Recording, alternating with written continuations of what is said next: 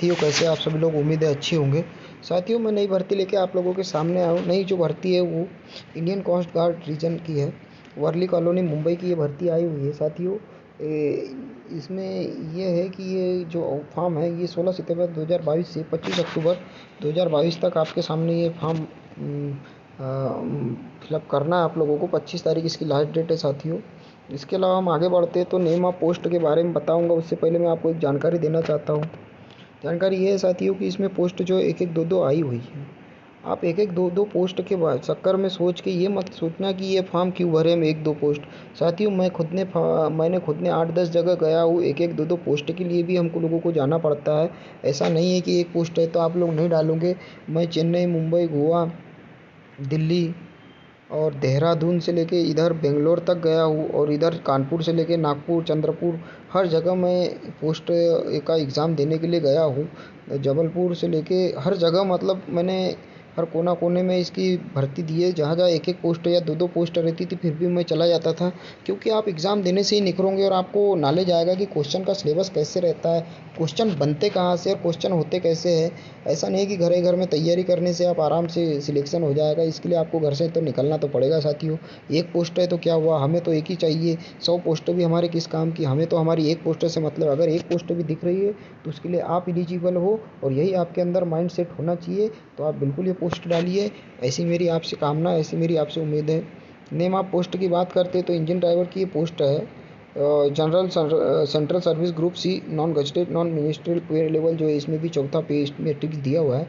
Category जो है UR और ST की दो पोस्टें इसमें दी हुई है साथियों।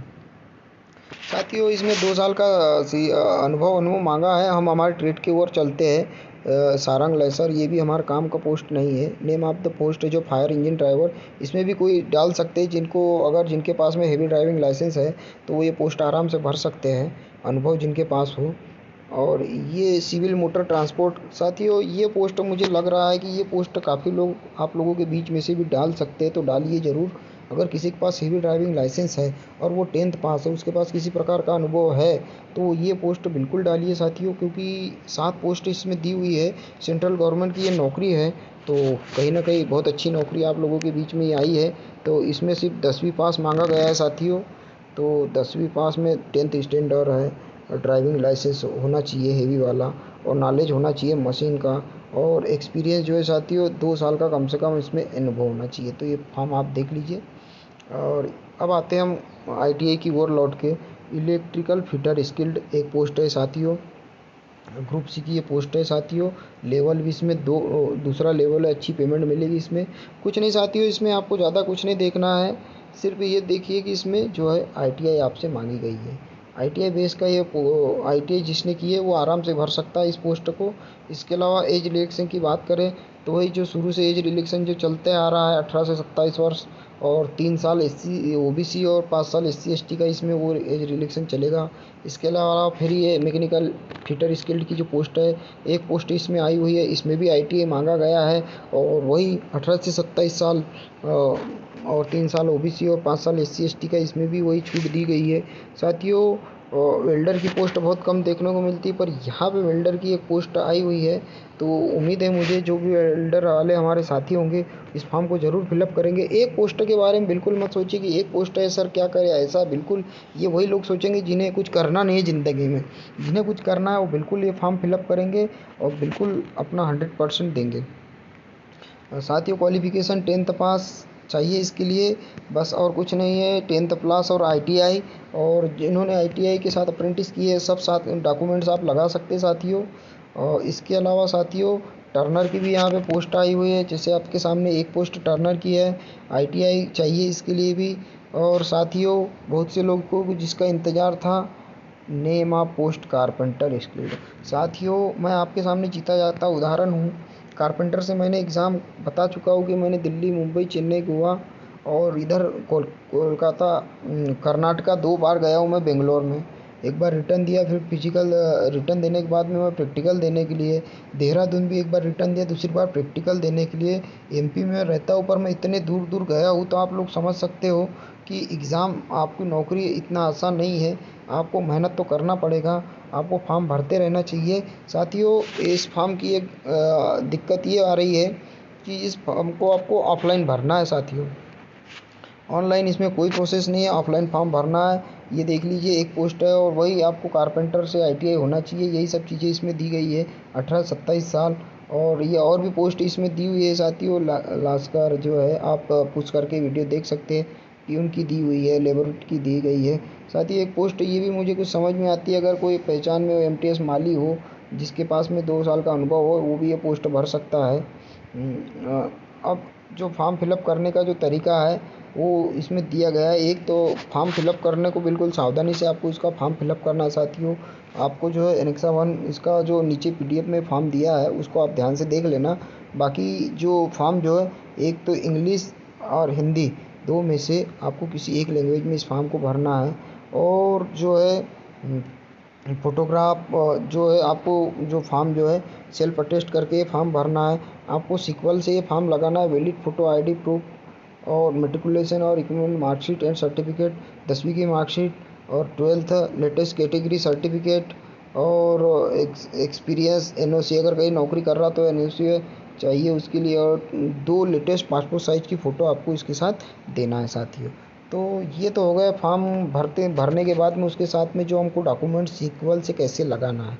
इसके अलावा साथियों इसमें जो बताया गया था कि इसमें किसी प्रकार की कोई माइनस मार्किंग नहीं है साथियों। तो आप इसमें किसी भी प्रकार का टेंशन लिए बिना फॉर्म को भरिए और एग्ज़ाम दे के पूरे क्वेश्चन अटेम्प्ट करके फर्स्ट क्लास का आइए साथियों। अब आगे बढ़ते हैं तो ये 25 तारीख इसकी लास्ट डेट है। आपको ये जो बोल रहा है कि जो पोस्ट आप भेजोगे इसको ऑर्डिनरी पोस्ट के माध्यम से आपको भेजना है। आप स्पीड पोस्ट से इसको नहीं भेज सकते, 45 दिन के अंदर ये पोस्ट पहुंच जाना चाहिए।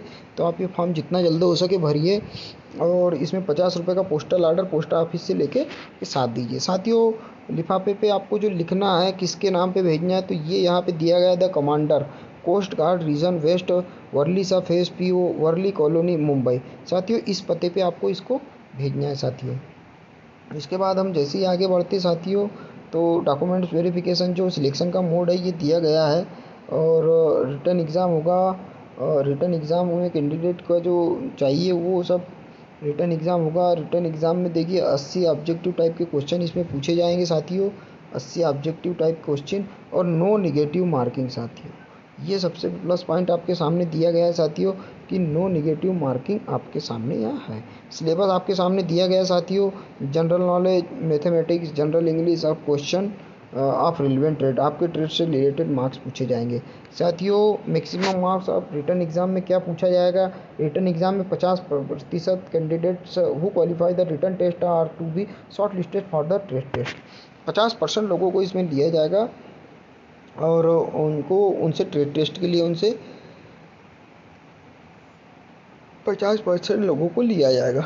इम्पोर्टेंट इंस्ट्रक्शन की बात करते हैं तो साथियों जो फॉर्म फिलअप करने के बाद भी कई लोग गलती करते हैं। अंदर फॉर्म फिलअप तो अच्छे से कर लिया, पर अब बात करते हैं हम फॉर्म फिलअप करने के तरीके की ओर। जैसे हम फॉर्म फिलअप करेंगे तो जो बाहर का लिफाफा रहेगा साथियों, ये मान लीजिए आपका बाहर का लिफाफा है साथियों, जो इतनी जगह आएगी ऊपर, यहाँ पे आपको ये चीज़ लिखना है, application for the post of. आप किस पोस्ट के लिए अप्लाई करेंगे बिल्कुल ये लिखना है, एप्लीकेशन पूरा लिखना है, application for the post of. और फिर जो पोस्ट के लिए आप अप्लाई करोगे, कारपेंटर हो तो कारपेंटर, फिटर हो तो फिटर, इलेक्ट्रीशियन हो तो इलेक्ट्रीशियन, वेल्डर, ये चीज़ आपको ऊपर ज़रूर यहाँ पे लिखना है साथियों। उसके बाद जो मैंने बताया था इसके जस्ट नीचे कमांडेड, यहाँ पे टू कमांडेड करके आपको यहाँ पे पता लिखना है। और लिफाफे के पीछे अपना पता लिख सकते हैं साथियों, लिफाफे को पलटा के पीछे, ताकि अगर जगह पे नहीं पहुँचा तो अपने पास वापस आ जाए। तो ये सब चीज़ें हैं साथियों। इसमें आपको एप्लीकेशन फॉर द पोस्ट के साथ साथ एक चीज़ें और लिखना है साथियों, आप किस कैटेगरी से, ये ज़रूर ऊपर मेंशन कर दीजिए कि आप SC से है, ST से, OBC है। अगर ये चीज़ नहीं रही तो आपका जो बता रहा है ये भी एक कारण हो सकता है रिजेक्ट करने का फॉर्म। तो आप ऐसी गलती ना करें, फॉर्म को अच्छे से भरिए। देखिए रिजेक्ट होने के और भी कारण इसने बता रहे, इनकम्प्लीट फॉर्म जो है एप्लीकेशन रिजेक्ट हो जाएगी, ओवर एज वाले रिजेक्ट हो जाएंगे, ओवर राइटिंग और गलत तरीके से भरा हुआ फॉर्म रिजेक्ट हो जाएगा, फोटोग्राफ्स नॉट अफिक्स्ड, फोटोग्राफ अगर नहीं डाले हो तो भी वो रिजेक्ट हो जाएगा। इसके अलावा आपको सेल्फ अटेस्टेड करना है और जो है 50 रुपये का पोस्टल ऑर्डर याद से लगाना है। ठीक है, तो ये हो गया फॉर्म भरने का तरीका। अब आते हैं हम फॉर्म की ओर। इसको बहुत अच्छी तरीके से भर लीजिए साथियों। अब आपके सामने दिख रहा है साथियों application for the post.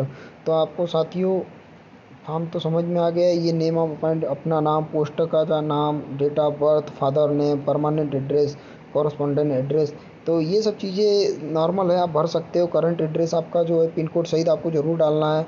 Qualification में आप डाल दीजिए आईटीआई जो है, ग्रेजुएशन किया हो तो ग्रेजुएशन, अनुभव जो है, एक्सपीरियंस, ये सब चीज़ें बाकायदा आपको इसमें लिखना है साथियों। में जेंडर है, नेशनलिटी है, हैंडीकैप तो नहीं है, ये सब चीज़ें आप लोगों को देखना है।